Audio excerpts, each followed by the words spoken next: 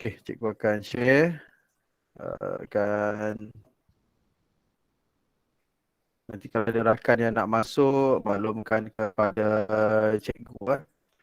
Okey, kita hari tu kita berhenti sampai tajuk yang ini sampai soalan berkaitan dengan keseimbangan redox. Keseimbangan redox ni, dalam redox ni sebenarnya dia luas. Tajuk tadi ni dia luas, cuma dia banyak ulang kayang lah apa yang telah belajar sebelum ni dengan dia masukkan dia punya pengetahuan yang macam ni. Dia kenal ke elektrolisis, lepas tu dia berikan redoxnya. Dan dalam tindak balas lain juga, kalau kita nampak belajar dalam tajuk termokimia, kita belajar termokimianya, tindak balas ni kita dah tahu, cuma cara mengira apa tindak balas macam tu. Okay, ini soalannya. Dia berikan dua setup apparatus. Ini setup apparatus yang pertama, ini yang kedua, dan kedua-duanya berkaitan dengan elektrolisis. Kenapa? Senang aja. Kita nak lihat dia elektrolisis ataupun sel kimia. Dalam tajuk ni dia ada dua, satu elektrolisis, satu lagi ialah sel kimia. Kita tengok, sekiranya ada bateri, ini adalah sel elektrolisis. Kalau kita panaskan, maknanya yang dia kaji ni adalah elektrolisis larutan, elektrolisis leburan. Kalau macam ni, dia mengkaji elektrolisis larutan aqueous. Elektrolisis leburan lebih mudah berbanding dengan aqueous kerana dalam elektrolisis leburan, dia tak ada faktor yang mempengaruhi. Apa dia yang dikatakan dengan elektrolisis? Elektrolisis ni adalah, lisis itu adalah pisah. Adalah suatu pemisahan. Kita nak pisahkan apa? Bahan kimia. Bahan kimia yang macam mana? Electrolyte. Dengan menggunakan tenaga elektrik. So apa yang dikatakan dengan electrolyte? Electrolyte adalah bahan kimia yang boleh mengkonduksikan arus elektrik sama ada dalam keadaan leburan ataupun aqueous. Apa maksudnya? Kenapa dia boleh mengkonduksikan arus elektrik? Kerana dalamnya terdapat ion-ion yang bergerak bebas. Itu adalah proses elektrolisis. Kita pisahkan. Kita pisahkan apa? Kita pisahkan bahan kimia electrolyte yang boleh mengkonduksikan arus elektrik. So dalam proses elektrolisis ni, kalau kita lihatkan yang ini, plumbum 2 bromida, plumbum 2 bromida, TB, TR2. Okay. Dia elektrolyte, barulah dia boleh mengalami proses elektrolisis dan leburan kan. So dalam leburan dia ada ion plumbum dan juga ion bromida. Kita pisahkan dia dengan menggunakan tenaga elektrik. Di dalam proses elektrolisis ada dua benda yang akan berlaku. Perkara yang pertama berlaku adalah pergerakan ion. Ion akan bergerak, ini ion kan? Ion akan bergerak pada elektrod yang berlawanan cas. Sekiranya ion itu bercas positif, dia akan bergerak ke elektrod negatif. Elektrod negatif ni kita namakan sebagai katod. Manakala ion yang bercas negatif ni, kita dia akan bergerak kepada elektrod yang bercas positif. Elektrod yang bercas positif ini adalah anod. Kenapa nama dia anod dan katod? Kerana dekat sinilah berlakunya pergerakan elektron. Elektron sentiasa bergerak daripada anod kepada katod. Ini elektron bergerak sentiasa daripada anod kepada katod. Itu sebabnya elektrod yang bercas positif di dalam sel elektrolisis adalah anod. So kalau kita ada dua ni, yang kecil ni, ini adalah negatif. Ini adalah katod. Ini adalah negatif terminal bateri. Bila dia sambungkan kepada elektrod, elektrod ini akan jadi katod. Ini positif, elektrod ini akan menjadi anod. Okay. Perkara pertama dalam elektrolisis, ion bergerak. Perkara yang kedua dalam elektrolisis, apabila ion bergerak, ion akan menyah cas. Dia buang cas. Dia buang cas macam mana? Dengan cara sama ada melepaskan elektron ataupun menerima elektron. Sekiranya dia ion bercas negatif, dia ada elektron. So apa yang berlaku adalah ion bromida ini, dia akan melepaskan elektron untuk menjadi bromin. Molekul lah. Ini adalah persamaan separuh. Ada elektron, kita tambahkan dengan 2 elektron. Kenapa dia persamaan separuh? Kerana ini adalah proses yang berlaku pada separuh saja. Dia hanya berlaku pada anod. So apa yang berlaku?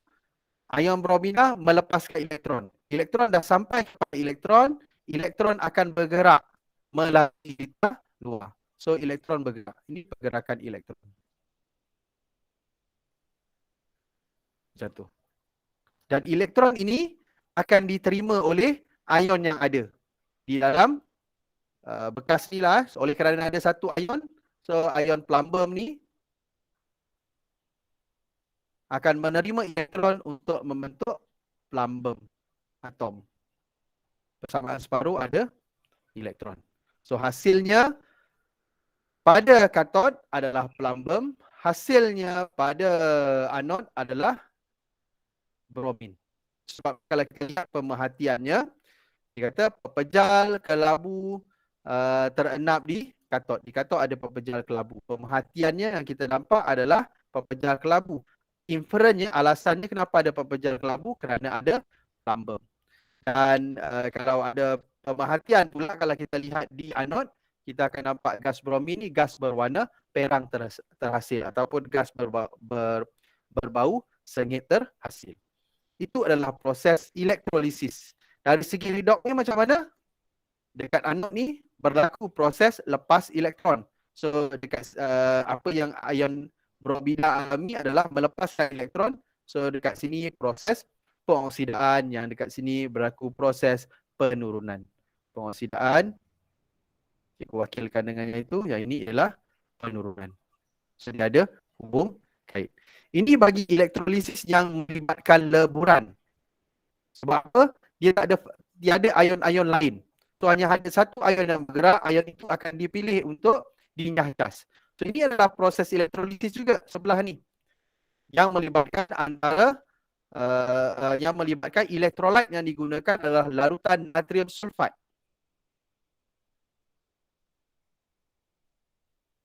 Tak ada masalah sepatutnya bila natrium sulfat ni Na ni 2, sebab sulfat ni dia 2 minus.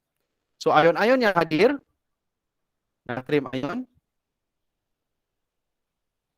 ion sulfat, dan juga ion hidrogen dan ion hidroksida yang datangnya daripada proses penceraian air. Sebab kita gunakan air sebagai pelarut, air ini juga dia akan terpisah. Dia akan mengion juga dan membentuk ion hidrogen dan ion hidroksida. Prosesnya adalah elektrolisis. Dalam proses elektrolisis apa yang berlaku? Sama. Pergerakan ion pada elektrod yang berlawanan cas. Sekiranya dia positif, ion positif akan bergerak pada elektrod negatif. Negatif adalah katod. Ion negatif akan bergerak ke positif.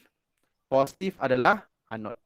Kenapa dia dapat nama anod dan katod? Kerana nanti pergerakan elektron sentiasa daripada anod kepada katod. So kat sini apa yang berlaku adalah ion negatif ini akan melepaskan elektron. So macam tu lah. Oleh kerana kalau kita lihat kat sini, dia ada lebih daripada satu ion yang bergerak ke elektrod masing-masing. Jadi dia ada faktor pemilihan.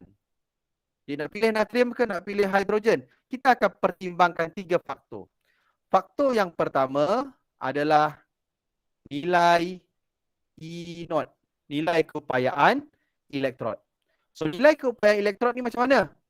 Sekiranya melibatkan ion yang bercas negatif pada anod ini adalah proses untuk lepas elektron. Okay. Sekiranya lepas elektron, nilai E0 yang lebih negatif lebih mudah untuk melepaskan elektron. Macam tu, manakala pada katod, prosesnya adalah terima elektron. So bila terima elektron, nilai E0-nya mestilah lebih positif. Dia lebih mudah untuk menerima elektron. Nanti ni lihat balik dalam tajuk. Faktor pertama nilai E0. Faktor kedua adalah kepekatan ion, kepekatan ion-ion. Sekiranya larutan itu pekat, kepekatan ion bagi larutan itu adalah tinggi. Kalau dia cair, kepekatan ionnya adalah rendah. Sekiranya cair, dia akan ikut nilai inot. Sekiranya pekat, dia akan ikut faktor kepekatan. Dan faktor-faktor ini mempengaruhi, faktor kepekatan ini akan mempengaruhi pada anod. Kepekatan ion ni anod. Untuk katod dia akan berlaku seperti biasa. Dia akan lihat nilai inot bagi ion yang bercas positif. Maknanya nilai inotnya bila ion bercas positif, nilai inotnya mesti dia akan terima elektron. Yang menerima elektron ni adalah nilai inot yang lebih positif atau kurang negatif. Cikgu dah tambah sikit. Nanti cuba pelajar tengok balik. Dan yang ketiga, jenis elektrod. Biasa kita gunakan elektrod karbon. Elektrod karbon tidak akan mempengaruhi proses elektrolisis. Tetapi sekiranya kita menggunakan elektrod yang boleh bertindak balas dengan elektrolit, faktor elektrod akan mempengaruhi. Contoh, sekiranya kita gunakan larutan kuprum sulfat dan elektrod yang kita gunakan adalah elektrod kuprum.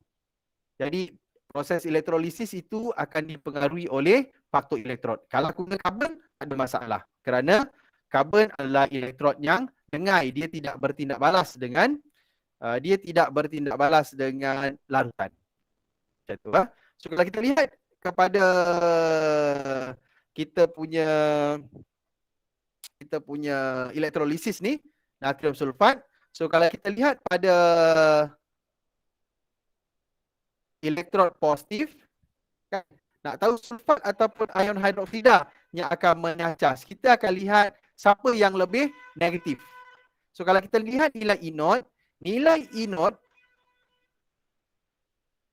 bagi ion sulfat ialah tambah 2.0,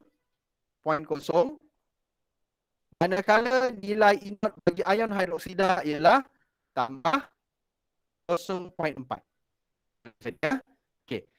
Tadi cikgu cakap kan, untuk lepas elektron, nilai dia mestilah lebih negatif, tapi dia ada atau dia kurang positif. Kalau kita lihat yang ini kan, sekarang ni nilai ni dua-dua positif, jadi kalau lebih negatif terus ambil kan. So, kalau dua-dua positif, kita ambil yang kurang positif.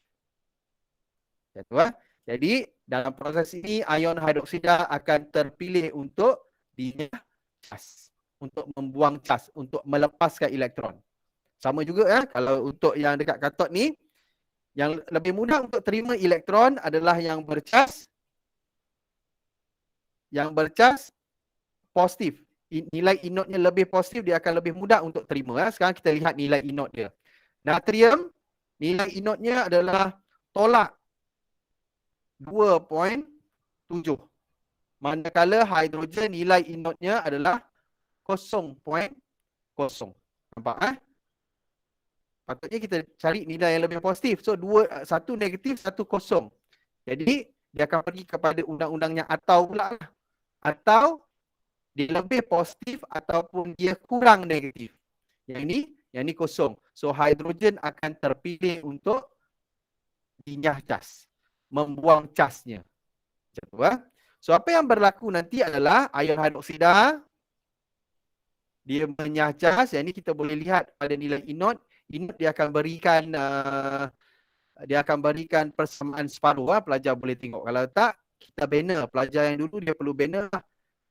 Menyah cas, dia akan jadi oksigen tambah air. So yang ini 4 orang utan.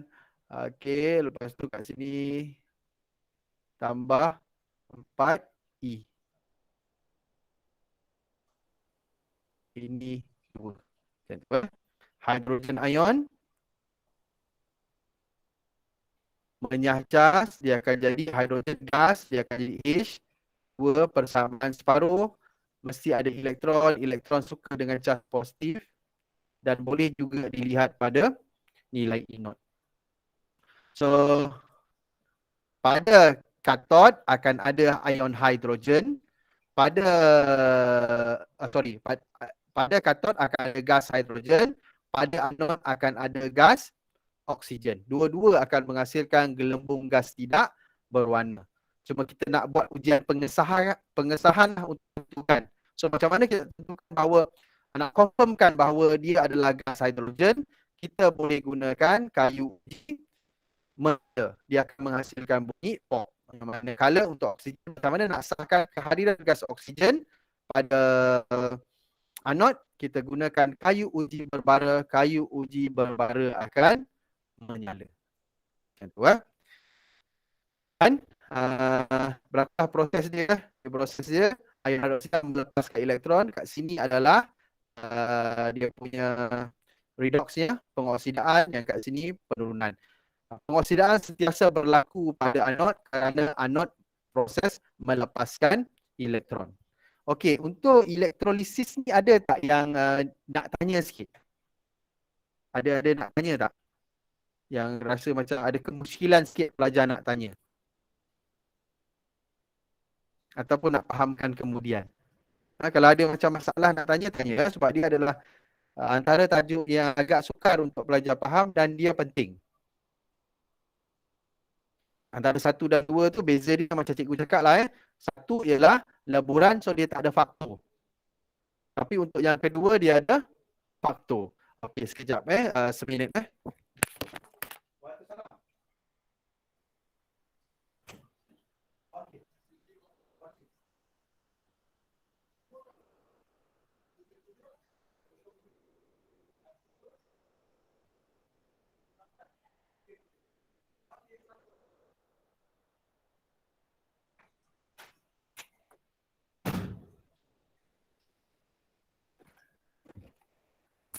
Okey, sambung dia ada puzzle tadi. Biasalah belajar kat rumah ni macam gini. Okey, cikgu teruskan. Boleh cakap seorang boleh? Boleh. Okey, bagus Nanti tengok balik dan cuba fahamkan elektrolisis ini. Okey, kita jawab soalan Okey, so soalan pertama dia tanya, nyatakan semua ion yang hadir dalam laburan plumbum 2 bromida seperti yang cikgu bagi tadi. Pb 2 positif, pelajar terus tandalah dekat layan dia. Br minus. Larutan natrium sulfat, ion-ion yang hadir adalah natrium ion, sulfat ion, ion hidrogen dan juga ion hidroksida. Semua ada mendapat markah penuh. Namakan pepejar kelabu yang terhasil. Berdasarkan eksperimen 1, pepejar kelabu ini terhasil pada katod kan tadi, kat sini pepejar kelabu katod kan. Itu namanya adalah, dia minta nama pelajar jawab PB salah, namanya adalah plumbum. Ini daripada segi teknik menjawab lah. Tuliskan setengah persamaan bagi pembentukan pepejar kelabu seperti yang cikgu bincangkan tadi. Ion ini dia akan menerima elektron untuk menjadi atom plumbum. Nyatakan pemerhatian di anod. Pemerhatian di anod, tadi dekat anod ada gas bromin dihasilkan. Pemerhatiannya adalah gas warna perang dihasilkan. Kalau klorin kuning. Klorin kuning. Kalau bromin kan brown, perang. Apakah ion yang dinyatakan di anod? Ini untuk eksperimen 2. Eksperimen 2 tadi tu, pada anod, untuk eksperimen 2, kalau pelajar lihat tadi tu, pada anod, anod ni yang bercas positif. So, ion yang bergerak ialah ion sulfat dan ion hidroksida. Yang akan dinyacas ialah ion hidroksida. Nama ion hidroksida. Namakan hasil yang terbentuk di anod. Apabila ion hidroksida menyacas, hasilnya adalah gas oksigen dan air. Pada katod, ion hidrogen yang menyacas, nama hasilnya adalah gas hidrogen. Namakan larutan lain yang boleh memberikan hasil yang sama seperti eksperimen 2. Kita boleh gunakan natrium nitrat. Larutan, namakan larutan kan? Larutan natrium nitrat. Kenapa dia sama? Sebab kalau kita ada nitrat dan kita ada ion hidroksida yang akan menyacas. Natrium tidak akan menyacas, yang akan menyacas ialah ion hidrogen. Nanti kalau pelajar lihat kepada nilai inotnya akan memberikan gambaran yang samalah. Dia mesti sama dengan tindak balas yang sebelumnya masa menggunakan natrium sulfat. Okey, dalam elektrolisis ini cikgu pilih sebab elektrolisis ni dia gunakan yang ada faktor, satu yang tak ada faktor. Soalan yang seterusnya ialah yang ini pula. 2 sel. Tadi kan cikgu bagi tahu kalau dia ada bateri, dia ada elektrod, ini adalah elektrolisis. Elektrolisis. Yang ini dia tak ada bateri. So sel Y ini adalah sel kimia. So dalam sel elektrolisis yang macam tadilah, ia ialah proses pisahkan. Pisahkan apa? Bahan kimia. Bahan kimia syarat dia mestilah elektrolit. So kalau kita ada larutan kuprum 2 klorida, dia akan ada kuprum ion, akan ada ion klorida, akan ada ion hidrogen, akan ada ion hidroksida daripada air. So apa yang berlaku dalam proses elektrolisis? Ion positif bergerak ke elektrod negatif adalah katod. Sebaliknya, ion negatif akan bergerak ke positif, positif adalah anod. Bergerak untuk apa? Bergerak untuk menyacas. Okey. So, apabila menyacas, apa yang kita akan lihat? Kalau ada 2 ion, faktor akan mempengaruhi. Oleh kerana dia gunakan larutan ini, 2 mol, ini adalah larutan yang pekat. Bila suatu larutan itu cair bila larutan itu kepekatannya 0.30. 1.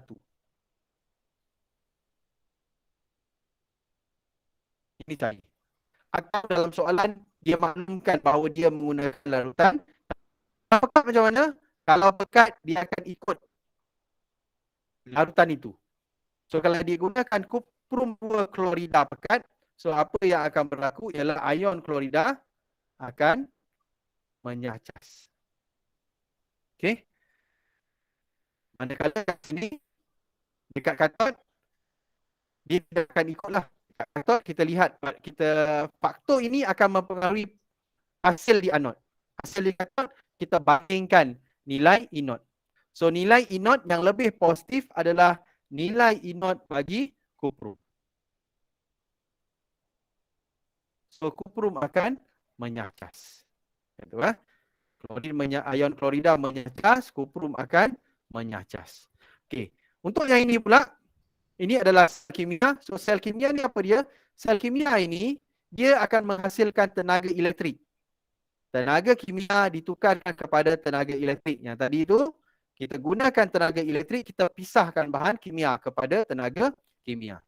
So kalau kita ada zinc dan juga kita ada kuprum, satu akan menjadi terminal negatif, satu lagi akan menjadi terminal positif. Terminal negatif yang mana? Yang boleh melepaskan elektron. So kalau kita ada atom zinc dan juga kuprum, kita akan lihat nilai inot. Okay, so kita lihat nilai inot. Inot bagi kuprum, inot bagi zinc. Inot bagi zinc ialah negatif 0.76, manakala nilai inot bagi kuprum adalah positif 0.34. Okay, ya. So, bagaimana kita akan jadikan dia terminal negatif berdasarkan kepada nilai E naught. Yang mana lebih mudah untuk melepaskan elektron? Ingat satu yang tadi cikgu ajar. Nilai E naught ni, yang mana lebih mudah untuk melepaskan elektron? Yang bernilai negatif. So, kalau kita ada zinc dengan kuprum, ni ialah zinc ni akan jadi negatif. Zinc negatif. Terminal. Kenapa?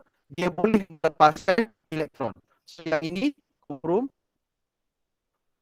dia akan jadi positif terminal. Sebab apa? Dia akan menerima elektron. Elektron akan bergerak daripada anod kepada katod. Ini anod, ini katod. Itu sebabnya dalam sel kimia, dalam sel kimia, anod terminal negatif. Elektrolisis ini negatif kan? Okey, ini negatif. Negatif adalah katod, dia terima elektron. Yang melepaskan elektron adalah anod yang bercas positif. Dia, nama anod dan katod berdasarkan kepada proses yang dialami, iaitu proses melepaskan elektron. Itu lah. Jadi elektron akan bergerak daripada zinc kepada kuprum. Dan apabila elektron sampai sini, elektron akan diterima oleh ion yang ada dalam larutan kuprum 2 klorida. Siapa yang lebih mudah untuk terima elektron? Kita ada ion kuprum kan.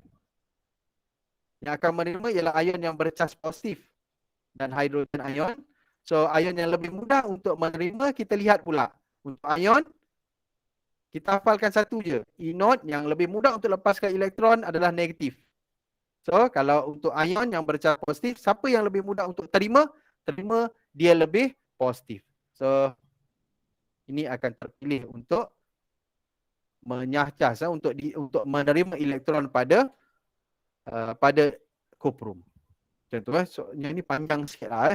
Cuba pelajar tengok balik, baca buku, tengok balik, dengar apa yang cikgu cakap ni.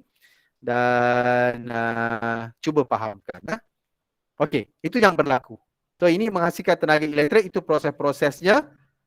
Zinc, yang ini pada katod, ini katod kan, kuprum terima elektron, dia akan jadi kuprum atom, kuprum ion jadi kuprum atom. Bagi anod pula, zinc dia akan melepaskan elektron untuk menjadi ion zinc. Tambah 2 elektron. So pada anod sentiasa berlaku proses pengoksidaan. Pada anod. Manakala pada katod sentiasa berlaku proses penurunan. Menerima elektron. So kuprum terima elektron menjadi kuprum.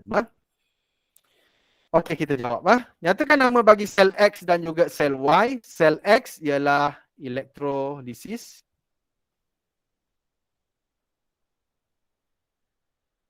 Manakala sel Y adalah sel kimia.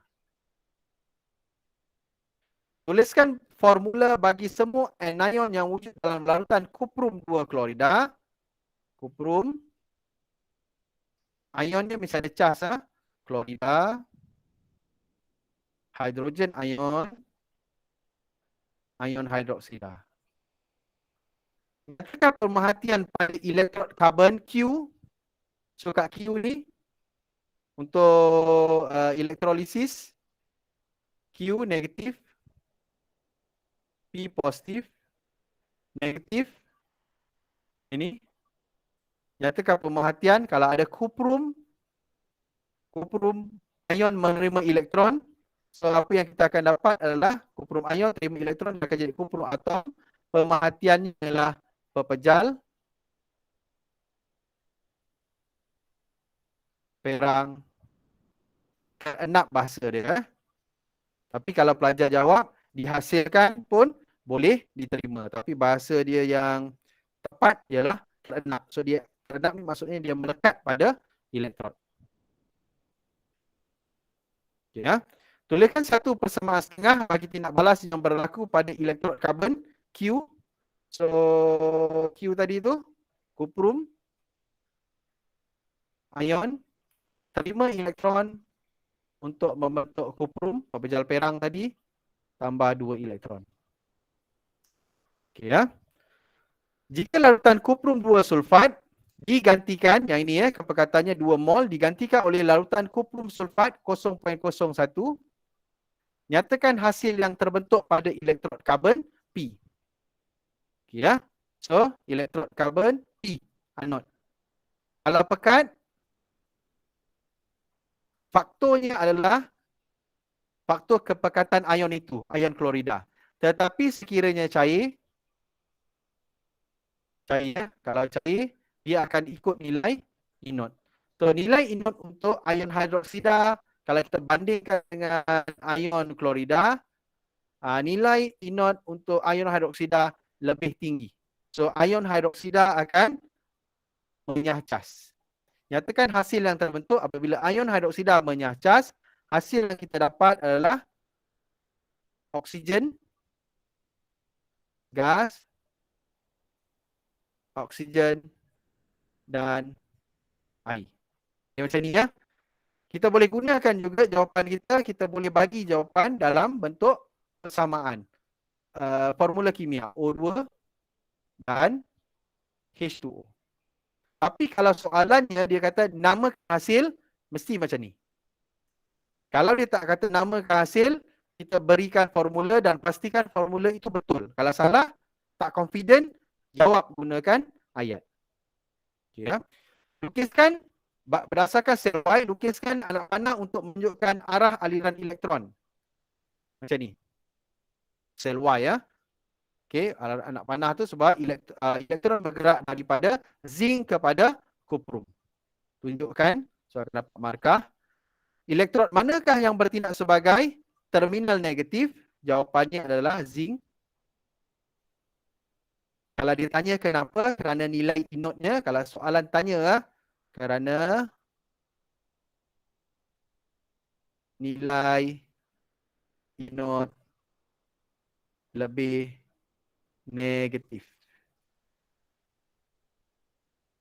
Kalau soalan tanya alasan. Jika zinc S digantikan dengan magnesium, bacaan voltmeter bertambah. Kita tukarkan bacaan dengan magnesium, bacaan voltmeter bertambah kerana nilai inot Mg lebih besar. Nilai inot Mg lebih besar, jadi bacaan voltmeter akan bertambah. Untuk tajuk sel kimia ni juga, pelajar mesti dapat menuliskan. Kita itu ada belajar ni tau. Tengok balik tuliskan notasi sel.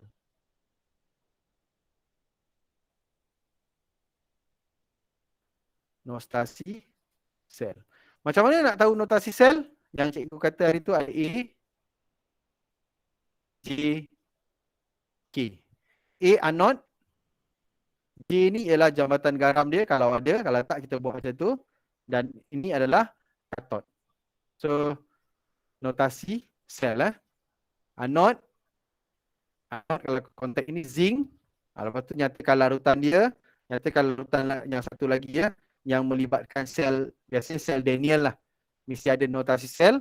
Satu lagi kat sini. Ada dua dalam tajuk ni. Satu ialah notasi sel. Satu adalah untuk mengira nilai nilai inot. Inot ni ialah voltan sel. Macam mana nak kira semua? Formulanya ialah inot untuk katot tolak inot untuk anod. Okey, nanti belajar masa buat ulang kaji, cuba semak sedikit dalam soalan ni dia tak tanya. Tapi nanti dalam ulang kaji belajar semak. Bandingkan keamatan warna biru larutan kuprum 2 klorida selepas beberapa minit dalam kedua-dua sel. Warna biru warna biru larutan ini disebabkan oleh ion kuprum. So kalau kita dapat lihat pada sel ini, ion kuprum tidak dihasilkan untuk sel X, tetapi ion kuprum dinyah cas. Apa yang akan berlaku kepada warna birunya akan berkurang. Tetapi bagi yang ini tengok juga, yang ini pun sama lah. Yang ini pun sama, ion kuprum akan menyacas, jadi dalam kedua-dua sel ni keamatan warna sama, keamatan warna biru berkurang. Kenapa berkurang? Kerana ion kuprum 2, Q2 positif, ion kuprum 2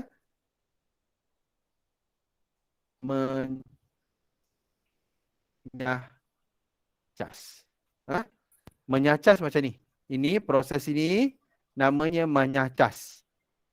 Ion kuprum terima elektron bentuk menjadi kuprum atom, itu dia menyacas. So bila dia menyacas, kuantitinya akan berkurang. Macam tu. Okey. So selesai dengan sel kimia dan juga elektrolisis. Ada yang nak tanya tak? Cikgu buka sikit lah soalan.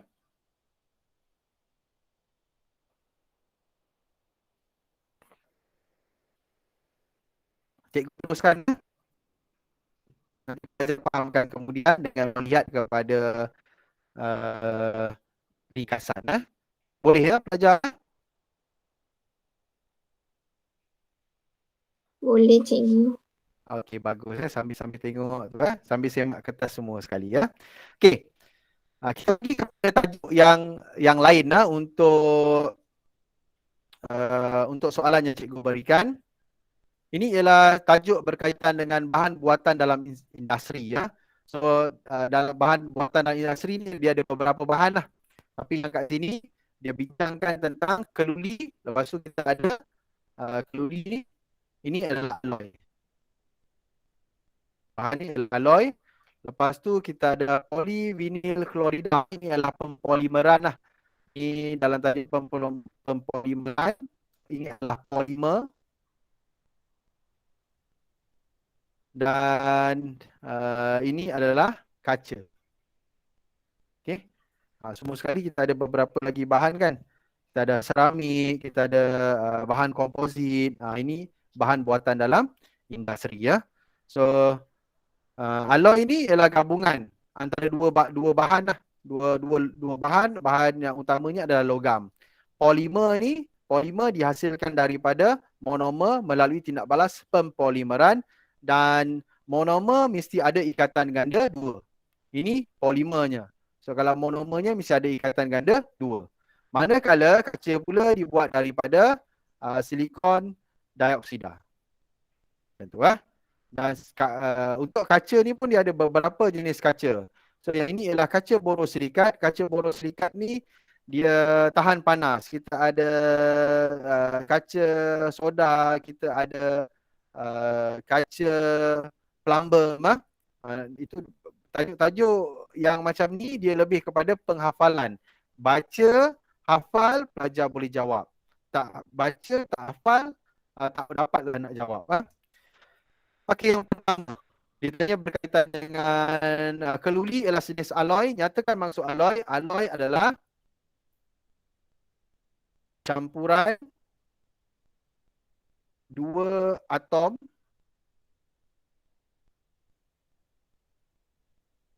dua atau lebih unsur yang mana unsur utamanya adalah logam. Ini maksud alloy ya. Unsur P ditambahkan kepada besi untuk menghasilkan keluli. Apakah unsur P? Jawapannya adalah karbon. Okey. Yang biasa ditanya dalam soalan tu yang cikgu suruh pelajar ingat tu untuk alloy ni biasa ditanya antara loyang dan juga gangsa yang unsur utamanya adalah kuprum. Dan kalau diminta untuk pelajar lukiskan rajah untuk mewakili struktur alloy, simple je. Tak perlu buat macam ni. Pelajar tu buat satu bulat besar, bulat kecil. Okay. Bulat besar tu lagi. Tapi jangan bersilang macam tu lah. Jawapan ini boleh diterima sebagai alloy. So yang ini adalah, kalau kita ambil kat sini, ini yang banyak. Yang banyak adalah besi. Lukisan yang cikgu buat ni boleh diterima dalam peperiksaan. Ini P.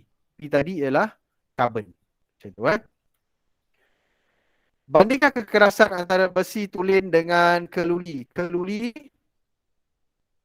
yang dah campur, besi yang dah campur dengan karbon tadi tu lebih keras. Lebih keras berbanding besi. Kenapa? Okey, yang ini kerana kehadiran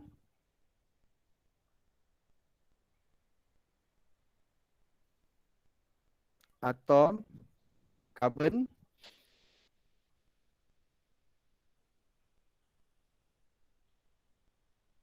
mengganggu susunan teratur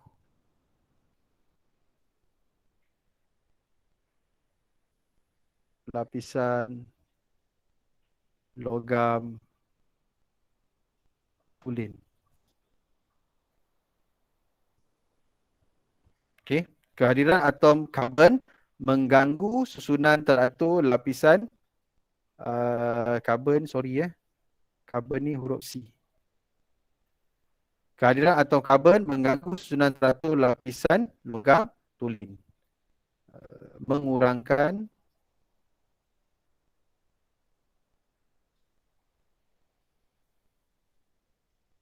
lapisan dari menggelongso antara satu sama lain. Jadi kalau pelajar tengok dalam nota pintar, cikgu berikan tu markah untuk 3. Untuk markah 2 ini dah cukup. Okey, soalan B. Polivinil klorida terhasil daripada apabila monomernya bersambung antara satu sama lain. Nyatakan proses menghasilkan polivinil klorida yang kita belajar hari itu dalam etena pempolimeran. Macam tu Lukiskan formula struktur bagi monomer. Monomer mestilah ada ikatan ganda 2. So kalau kita lihat yang ini kan, ini polimer, polivinil klorida. Jadi monomernya ikatan ganda 2, C double bond, C H Cl H H. Macam ni sama, cuma bezanya dia ada ikatan ganda 2. Polivinil klorida lebih digemari. Kita gunakan PVC kat rumah, tak gunakan besi. Kita gunakan PVC, pipe yang plastik tu. Kenapa? Kerana tidak berkarat. Guna besi berkarat kan. Kalau guna plastik atau polimer ni dia tidak berkarat. Bahan X adalah satu komposisi bagi kaca borosilikat. So ini kaca tadi, komponen utamanya adalah silikon dioksida. Komponen keduanya yang utama untuk kaca borosilikat adalah boron oksida. Boron oksida. Oh, ini jawapan kat sini Nyatakan nama bahan X, boron oksida. Sifat istimewanya ialah dia tahan hawa. Okey. Ini semua soalan secara direct lah. Boron oksida ni dia minta nama dia kena namakan yang atas. Okey. Soalan yang seterusnya berkaitan dengan soalan asid, base dan juga garam tapi tak ada tajuk garam, tak ada soalan berkaitan garam. Soalan yang ada cikgu berikan ini adalah tajuk asid. Okey. Menunjukkan pemerhatian dalam tabung uji 1, tabung uji 2 apabila hidrogen klorida dalam tetraklorometana. Taruh zinc, tiada apa-apa berlaku, tetapi dalam pelarut X dia ada gelembung gas tidak berwarna. So pelarut X ini adalah air. Kenapa? Apa konsepnya yang cikgu ajar dulu tu? Siapalah asid dan alkali tanpa air? Air penting bagi asid dan alkali kerana air buat apa? Air akan mengionkan asid dan nanti akan menghasilkan ion hidrogen. Kalau alkali, asid akan mengionkan alkali dan nanti dia akan menghasilkan ion hidroksida. So nyatakan nama pelarut X. Larut X adalah air. Tulis formula ion yang menyebabkan asid menyebabkan sifat asid. So apabila dia mengion, dia akan menghasilkan ion hidrogen. Ini adalah formula ionnya. Terangkan perbezaan pemerhatian tabung uji 1 dan 2. Tabung uji 1. Tabung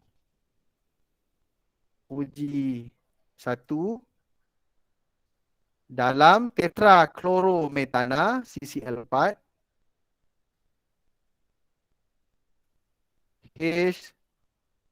HCl tidak dapat mengion. Tak dapat mengion, dia wujud sebagai molekul. Manakala dalam pelarut X, HCl mengion menghasilkan ion hidrogen. So, yang satu dia wujud sebagai molekul, yang kedua dia boleh mengion, dia menghasilkan ion hidrogen, sifat asid tertunjuk. Zinc menghasilkan gelembung zinc campuran dengan hidrogen klorida menghasilkan gelembung gas tidak berwarna. Secara ringkas, satu ujian kimia untuk mengenal pasti asid tanpa menggunakan penunjuk. Nampak? Kalau kita gunakan kertas litmus, bila gunakan kertas litmus, itu adalah ujian fizikal. Ujian kimia melibatkan tindak balas. So macam mana kita nak buat macam ni? Buat macam ini. Okay, apa yang kita akan buat adalah masukkan serbuk zinc ke dalam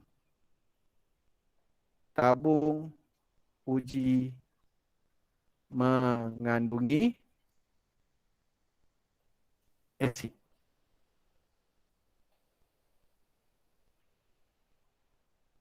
Gelembung gas tidak berwarna terhasil. Okey, itu adalah ujian secara kimia. Soalan C berkaitan dengan asid berbentuk larutan piawai ada pembetulan 750 dalam yang kita beri 700. Apa yang dia buat ialah pelajar 2 menunjukkan larutan piawai natrium hidroksida dalam 2 kelalang volumetrik. Kelalang volumetrik A mengandungi 500 cm padu. kepekatan 1.0 dan kelalang volumetrik B mengandungi 750 cm larutan natrium hidroksida. Okey ya. So soalan yang pertama dia kata, hitung jisim natrium hidroksida yang diperlukan untuk menyediakan, macam mana kita nak sediakan 500 cm padu larutan dengan kepekatan 1.0. Gunakan pepejal. So gunakan pepejal macam mana? Kita nak tahu berapa banyak jisim dia. Kita kira step yang pertama, apa yang nak pengiraan ni kita perlu carikan mol. Cari mol. So kita boleh kira mol. Mol sama dengan mV per 1000. So molnya ialah M1 darab 500 bahagikan dengan 1000, kita akan dapat 0.5. So jisim natrium hidroksida sama dengan 0.5 darabkan dengan 40 jisim molar. So kita akan dapat yang kita gunakan 20 gram. Dan soalan juga boleh minta pelajar untuk angkat bagaimana kaedah penyediaan larutan piawai dihasilkan daripada pepejal. So macam mana caranya? Kita akan masukkan air, masukkan pepejal dalam bikar, campurkan air, kacau, pindahkan kepada kelalang volumetrik, bilas bikar, pindahkan, tambahkan air sehingga ke tanda kelalang volumetrik ni dia ada tanda bersenggat. Lepas tu tutup, goncang. Kita siaplah menghasilkan larutan dia. Ya. Dan soalan seterusnya dia kata, larutan natrium hidroksida dalam kelalang volumetrik B disediakan melalui kaedah pencairan. Hitung kepekatan larutan natrium hidroksida dalam kelalang volumetrik B dalam mol per desimeter padu. So bila pencairan je, kita akan gunakan formula ini ya. Okay. Ini sebelum. Yang ini adalah selepas. Sebelum kita ada larutan dengan kepekatan 1.0 dan isi padu yang kita ambil sebelum kita dah masukkan dalam B tadi kan sebanyak 750.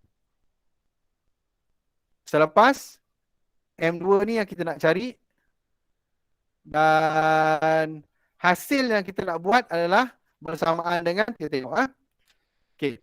Dah ada 750 cm padu larutan natrium hidroksida, dia akan tambahkan dengan air suling. Isi padu airnya berapa? 250 tambah 750. Soalan ni kurang jelas sikit So yang dia nak jadikan ialah sebanyak 1000 cm padu. So kalau kita selesaikan nanti kita akan dapat 0.75 mol desimeter tolak 3. Okey sini mol desimeter tolak 3.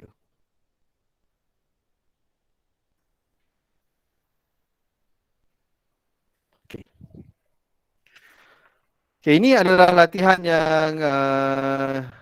yang telah cikgu berikan kepada pelajar Dan latihan yang cikgu beri ni nanti pelajar buat ulang kaji dan cikgu dah semak cikgu buat semakan berdasarkan kepada latihan yang kita ada ni, kita dah belajar hampir semua kita secara tak langsung lah kita dah belajar semua subtopik kecuali ada beberapa subtopik yang tertinggal Antaranya adalah garam.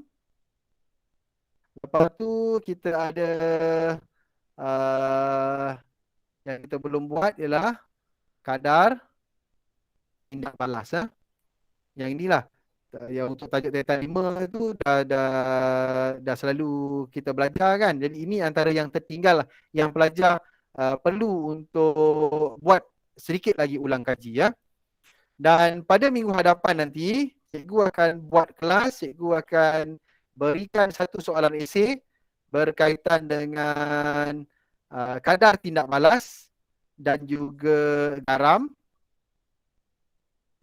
Dan cikgu juga akan berikan soalan objektif. Cikgu harap soalan itu akan dapat membantu